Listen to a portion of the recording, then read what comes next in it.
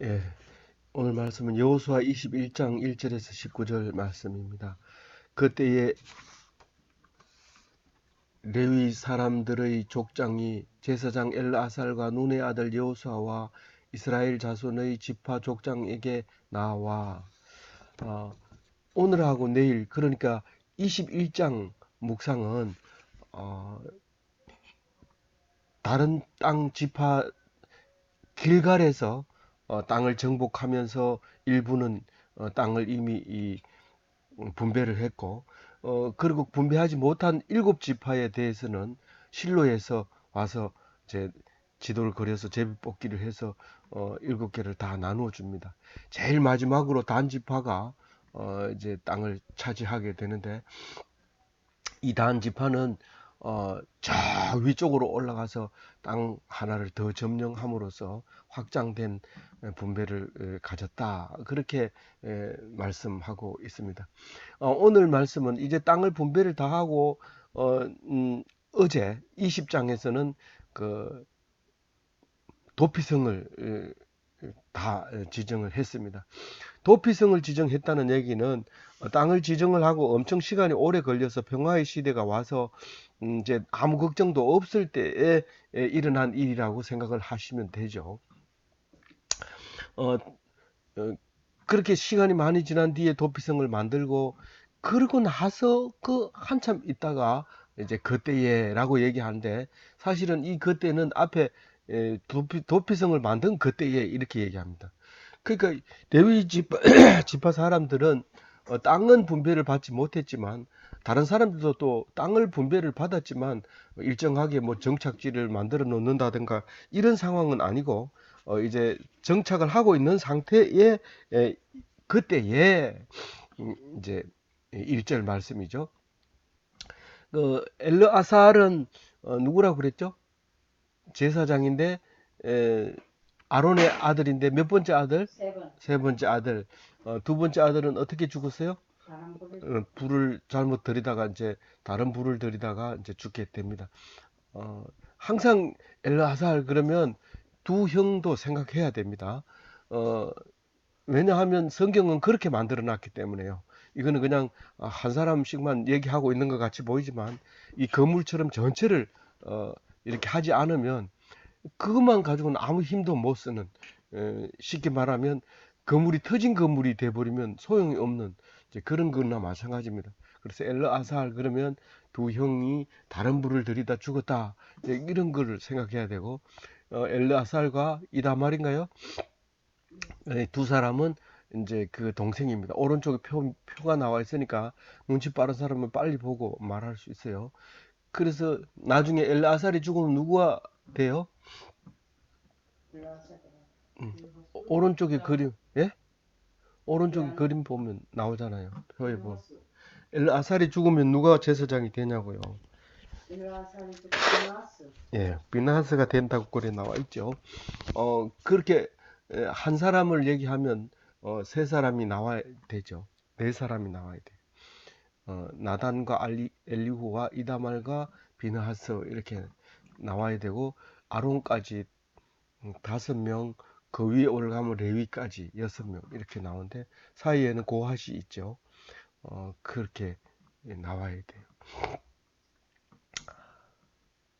어, 그 여호수아에는 지금 이제 그 수장으로서, 그러니까 어, 대표로서 나오고, 그 다음에 각 지파 족장들 이렇게 해서 항상 이렇게 로마 시대 때 삼두 정치를 했는 것처럼 족장이 나오고, 그 위에 이제 그 제사장이 나오고, 그 다음에 여호수아가 나오고, 이렇게 항상 같이 이렇게 움직입니다. 어떤 한 사람이나 또 어떤 공동체가 맨날 회의하고 이런 게 아니라 이렇게 만들어져 있는 모습을 볼 수 있습니다. 2절에 보면 어디에서 얘기하고 있다고요? 실로에서 나머지 일곱 지파의 땅을 나누고 또 도피성을 만들고, 그리고 오늘 마지막으로 이제 레위인들의 거처할 집을 성을 이제 정하는 겁니다. 일단은 그 도피성 그 6개는 다 레위인의 살 집입니다. 거처할 집입니다. 거기 있다가 이제 도피하는 사람이 오면 그 사람들을 보고 이제 받아들이고 또 숨겨주고 그렇게 하도록 그렇게 되어 있죠. 그래서 가나안 땅 실로에서 그들이 이 가나안 족속의 땅이 아니라 가나안 땅이라고 해요. 그 땅 전체를. 그래서 어, 모세가 이미 얘기했다. 그러니까 하나님이 모세에게 말하고 모세가 어, 여호수아에게 얘기했고 이제 시간이 지난 뒤에 그때가 왔다. 이제 우리에게 성읍을 줄 때가 왔다. 그렇게 얘기를 하는데 그 성읍을 가축을 위해 그 목초지, 거주할 성읍과 가축을 위한 그 목초지. 그 나중에 저 앞에 보면 가축도 줘야 되고 목초지도 줘야 되고 성읍을 이 세 가지를 줘야 되는데 이거는 가축을 달라는 게 아니라 이미 가축은 지금 기르고 있으니까 먹고 사는 거죠. 그러니까 먹고 살고 있는데 아주 고정적인 정해놓은 집을 달라고 얘기하는데 그게 성읍이고요. 그리고 그 가축만 있어서는 안 되니까 가축이 풀을 뜯어 먹어야 되니까 그 목초지를 줘야 됩니다. 그런데 성읍은 사람이 피할 수 있는 길이기 때문에 문을 닫고 들어가면 가축도 들어가고 그 주변에는 전부 다 이제 그 풀들이 자라고 있는데 그게 이제 출애굽기, 레위기, 민수기에 보면 그 거리까지 다 나옵니다. 이 레위인 성읍은 몇 킬로미터까지 이, 아, 몇 규비까지 이 목초지를 써야 되고 이게 다 나옵니다. 근데 여기서는 이제 받았다는 이야기만 이제 나오게 되죠. 이미 이때 와가지고 법을 정하고 이러는 게 아니라 이미 법은 다 만들어 놓고 그대로 실행했다는 그 얘기를 하고 있는 겁니다. 3절에 보면 이스라엘이 이제 주게 됩니다. 어떻게 주느냐 하면 그 명령에 따라 주게 되는데 그 명령이 뭐냐 하면 자기 기업에서 각각 나누어 줍니다. 이 레위인은 다시 말해서 제사장은 어느 지파든지 간에 레위인이 없이는 그 이스라엘 백성이 될 수가 없습니다. 그래서 레위인이 거처할 집을 꼭 줘야 됩니다. 그게 우리가 말하는 마다들을 주는 것과 또 11조를 드리는 것과 같은 말입니다. 그거를 드렸을 때 나머지가 우리가 관리하는 것이고 우리가 마음대로 쓸 수 있는 것이지 그 전에는 어떤 것도 마음대로 해서는 안 됩니다. 하나님이 받은 다음에 써야 되기 때문에 그런 거죠. 그래서 각 지파가 어떻게 레위인 성읍을 주느냐 그 얘기를 지금 4절부터 하고 있는데 수식어가 많아서 쭉 우리 같이 성질 급한 시대의 사람들은 굉장히 읽기가 만만하지 않습니다. 그러나 이제 제가 다시 정리를 해서 보여주면 첫 번째 4절에 보면 아론 자손의 성읍 열세 성읍을 말하고 있고요. 5절에는 아론 자손인데 그핫 자손, 아론 자손을 제외한 그핫 자손. 그 표를 보면 무슨 말인지 못 알아들을 때는 오른쪽 표를 보면 됩니다. 레위 자손은 아들이 몇 명 있었어요? 세 사람이 있었어요. 게르손, 고핫, 므랄인데 왜 하필이면 자꾸 그핫 자손, 고핫이나 그핫이나 같은 말이에요. 근데 그 그핫 자손을 왜 자꾸 얘기하느냐 하면 누가 있어서 그래요? 예, 그 아론이 거기 있기 때문에 그래요. 사실은 모세는 여기 이제 저기 여호수아서에서는 모세는 그냥 하나님의 말씀 전달자일 뿐이고 아론의 자녀들이 제사장으로 내려옵니다. 그래서 아론의 자손들에게 성읍을 줘야 되기 때문에 그렇기 때문에 이제 그, 그 고핫이 이 세 아들 중에 고핫이 중요하고 왜 하필이면 그 아므람의 고핫의 아들 아므람의 아들 아론 이렇게 돼야 되는데 아므람은 잘 몰라도 요게벳은 알죠. 그게 아론 모세의 어머니 요게벳은 압니다. 그 인류 최초로 자기 아를 기르면서 월급 받은 사람이 요게벳이잖아요. 그래서 이름이 요게벳이 중요하고요. 그 우리 그, 그 남편 이름은 아므람인데 그 사람 이름은 처음에만 나오고 안 나오잖아요. 그래서 그 아론과 모세와 시보라와 미리암을 죄송합니다. 시보라는 모세의 부인이고요. 어, 아론과 모세와 미리암을 이제 기르잖아요. 기르다가 이제 그 모세를 강물에 띄워버리고 아론은 그 몇 살 많다고 해서 안 죽고 살아남았던 거죠. 세상.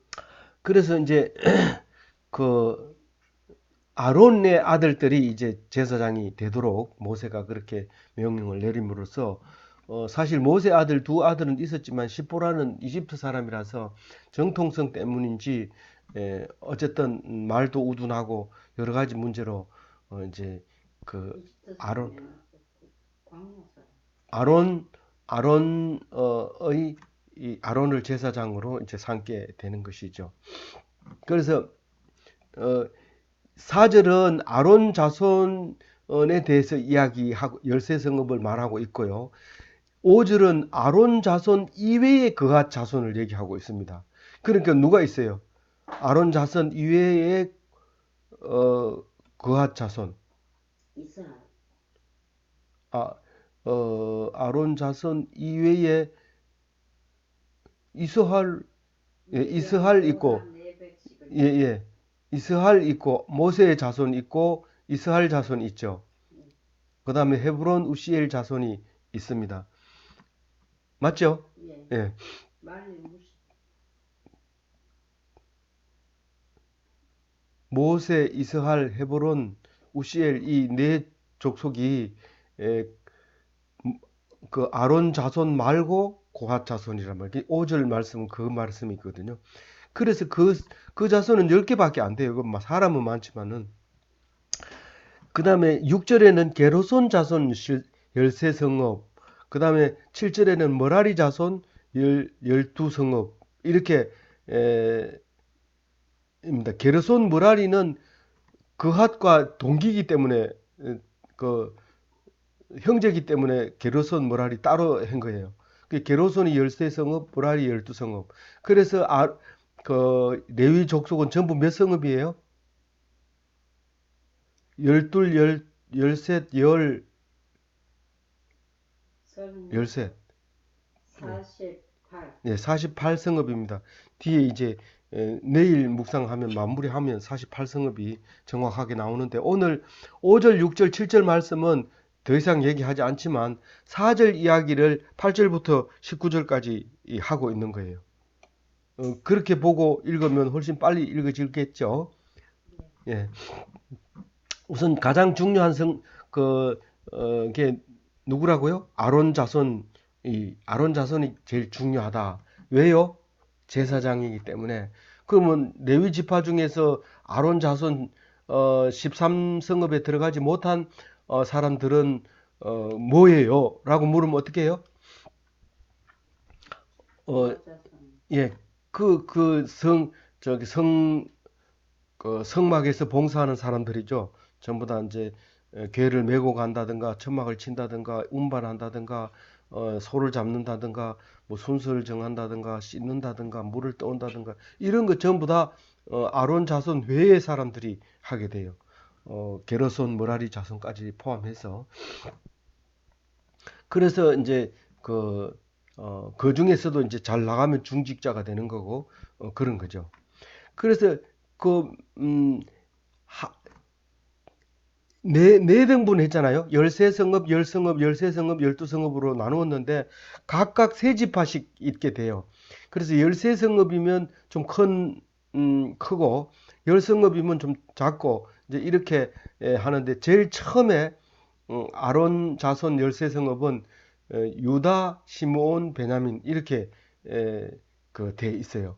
이 시므온은 유다하고 같은 땅으로 돼 있죠. 같은 땅으로 돼 있고 베냐민은 유다에 붙어 있고 그래서 이 아론 자손은 다 거기에 있게 돼요. 왜 하필이면 제사장 사람들이 왜 거기에 다 몰려 있을까? 유다 땅에 거의 다 몰려 있게 돼요. 물론 이제 그 베냐민 지파 땅에 예루살렘이 있고 나중에 이제 모세 솔로몬 성전이 거기서 지어지게 되지만 어, 어쨌든 거기에 아론 음, 자손들이 다 이제 살고 있게 됩니다. 그 위에 에브라임, 단, 머나세 반지파. 그러면 머나세가 굉장히 크고 에브라임이 크죠. 네. 단은 이쪽에 조금밖에 안 되지만 또 저 멀리까지 확장했으니까 이제 그렇게 해서 열성읍을 주고요. 게르손 므라리는 이제 이사갈, 아셀, 납달리, 므낫세 반지파 이제 바산 쪽 북쪽에 게르손이 붙게 되고요. 그러니까 형이니까 북쪽에 이렇게 가 있는 게 모양새도 좀 낮게 보이네요. 그 다음에 므라리는 르우벤, 갓, 스불론. 근데 르우벤하고 갓은 요단 동편 아래쪽이라서 게르손하고 똑같아요? 뭐요? 6절하고 7절하고 봐야죠. 게르손하고 므라리하고는 똑같은 게 아니고 다르죠. 아니, 게르손하고 게르솜. 아, 게르솜은 저 모세의 아들이고 게르손은 레위의 맏아들이죠. 아, 그 예, 예. 예, 맏아들을 얘기하는 거예요. 이제 보면서도 이제 그 잘 이해를 못하고 있는데 이 소리만 듣는 사람은 얼마나 못 알아들을까요? 어, 그렇지만 어쨌든 나갑니다. 그래서 게르손 므라리가 이렇게 돼 있는데 7절에 므라리 므라리 자손은 요단 동편에 있는 르우벤 갓, 요단 동편 중에서 남쪽에 있는 르우벤 갓 집하고 스불론은 갈릴리 쪽에 있는 스불론인데 그건 뚝 떨어져 있지만 어쨌든 그렇게 해서 12성읍을 만들어 줍니다. 그래서 전부 합해서 48성읍을 이제 분리를 해주게 되는데요. 8절, 9절, 10절부터 시작해서 이것은 분명히 하나님께서 모세에게 말씀하셨고 모세가 어, 그 이스라엘 자손에게서 제비 뽑아서 나눠 준 성읍이 이다라고 8절에 얘기하면서 유다 지파와 시몬 지파의 자손 중에서는 아래에 기명한 성읍을 주었는데 라고 얘기합니다. 왜 유다 지파는 뭐고 시몬 지파는 뭡니까? 같은 지역을 얘기하고 있는 거죠. 시몬은 유다 속에 들어 있기 때문에 그냥 그렇게 얘기합니다. 그 두 지파 안에서는 어, 음, 그 성읍을 준 게 10절의 말씀인데 레위 자손 중에 그핫 자손들에 속한 아론 자손의 첫째로 제비 뽑혔으며 이거 모르고는 읽어 진도가 안 나가는 거죠. 아론 자손을 그렇게 얘기한 게 아론 자손 이러면 우리가 제사장은 지금 유다 자손에게서 뽑혔구나 이렇게 9절 10절 읽으면 되는데 이걸 자세히 읽으면 전체를 모르면 머리만 복잡해지고 이해는 안 가고 이래요. 레위의 아들은 그핫이고 그핫의 아들은 뭐랄 아므람이고 아브람의 아들이 아론이고 아론의 아들들이 제사장이니까 복잡합니다. 어쨌든 10절은 지금 제사장은 유대인 유다 지파에서 뽑았다. 이제 그렇게 말하고 있는 것을 자세하게 그렇게 얘기한 겁니다. 그래서 제일 중요한 게 어디냐 이러면 헤브론이라는 거예요. 헤브론. 제사장을 뽑는 첫 번째가 헤브론이다. 그 헤브론은 우리가 잊어버릴 수 없는 게 뭐예요? 제일 높은 성읍이고 또 900m 레벨이 넘는 거예요. 산지가 높아가지고 그 높은 곳에서 저 밑에 사해가 그대로 내려다 보이는 성읍이에요. 그보다 더 중요한 거는 헤브론을 누가 점령했어요? 갈렙이 이 산지를 주소서 이러고 아예 정탐할 때부터 잡아가지고 그걸 점찍어 놨던 게 갈렙이 점찍어 놓은 헤브론 성읍이고요. 원래 이름이 뭐라고 그랬어요? 기랏 아르바라는 뜻은 아르바의 성읍이라는 뜻인데 아르바는 그 아낙의 아버지 이름이 아르바인데 아낙 자손이 거기 살고 있었어요. 키가 큰 아모리 족속, 거인 족속인데 거인 족속 중에서 아낙 자손은 더 컸는데다가 그 중에서 아르바는 최고 큰 거인이었어요. 가장 큰 사람이었어요. 거기 앞에 14장에도 나오고 15장에도 나온 게 아르바는 아낙 사람 중에 가장 큰 사람이었다라고 얘기해요. 가장 큰 사람이 보통 3m 정도 되는 그런 키 큰 사람들이었다는 거죠. 어, 그런 사람들이 헤브론에 살고 있었는데 나중에는 뭐 거인이 살았다는 얘기는 안 하고 계속 헤브론 하니까 어딘지 잘 모르는데 이번 기회에 정확하게 알아야 돼요. 가장 높고 거기서 사해가 내려다 보이고 아마도 아브라함이 롯을 보고 니는 좌하면 네가 우하리라 할 때 그 헤브론에서 했을 거다라고 얘기하고 있죠. 그때는 지명이 아직 안 나왔으니까 얘기는 하지 않았지만 그 헤브론에서 나중에는 이제 그 어, 다윗이 통치를 하게 되고 어, 그, 그 아들 압살롬이 반역을 하게 되고 하는 정치적인 또 종교적인 중요한 동네가 되는 겁니다. 그 무엇보다도 많이 즐겨 묵상하고 있는 이 산지를 내게 주소서 그 얘기가 헤브론이라는 것을 생각하면 아주 중요한 도시를 8절에서 12절까지 이 헤브론에 대해서 이야기하고 있는 것입니다. 그 다음에 두 번째로 림나 13절, 14절 얏딜, 에스드모아, 홀론, 드빌, 아인, 유타, 베세메스 16절에 이 베세메스는 그 블레셋 땅입니다. 그런데도 분배받은 거는 유다가 받았기 때문에 거기를 이제 사용하고 있죠. 그리고 16절에 이 두 지파는 누구를 보고 얘기하는 거예요? 유다와 시므온 지파에서 9성읍을 냈다.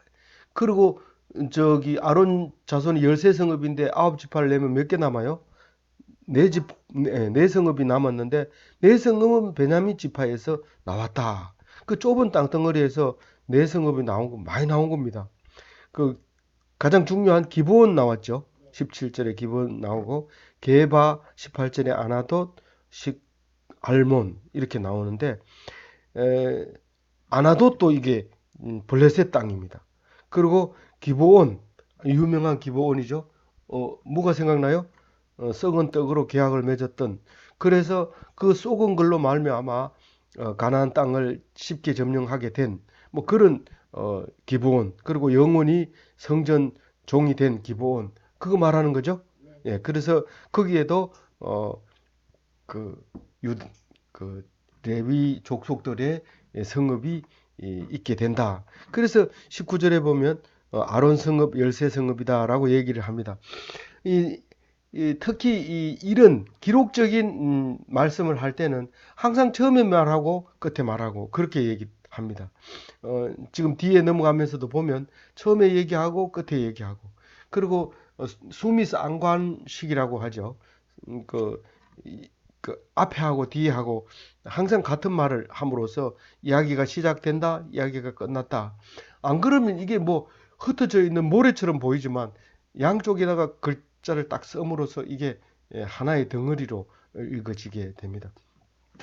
20절부터는 뒤에 아론 자손 이외의 그앗 자손 10성읍과 게르손 자손 13성읍, 머라리 자손 12성읍에 대해서 내일 묵상함으로써 이제 모든 사람들의 주거지가 결정되어지고 나서 사실상 여호수아의 말은 끝나게 됩니다.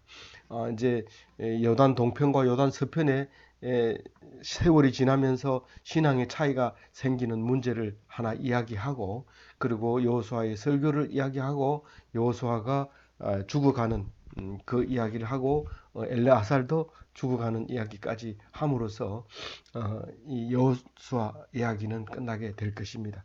아무쪼록 오늘 말씀 속에서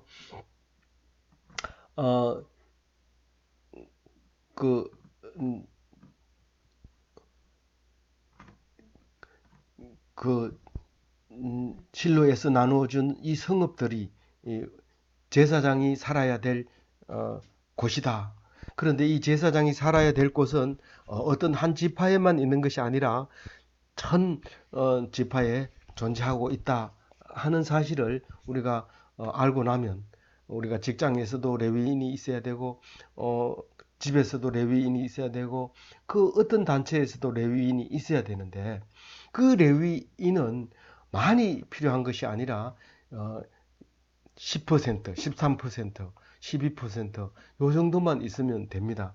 10명만 있으면 12명만 있으면 12명 중에 한 사람만 있으면 아주 건강한 그리고 하나님의 백성 된 집 된다고 말하는 겁니다. 다시 말해서 10명이 11조를 내면 똑같은 이제 그 공동체가 공동적으로 살 수 있었기 때문에 이 성경을 보면 참으로도 희한한 그런 그 조직으로 만들어져 있는 것을 알 수 있습니다. 나만 왜 그래? 나만 왜 가지고 그래? 이렇게 억울하게 생각하지 말고 네가 제사장이라서 그렇다.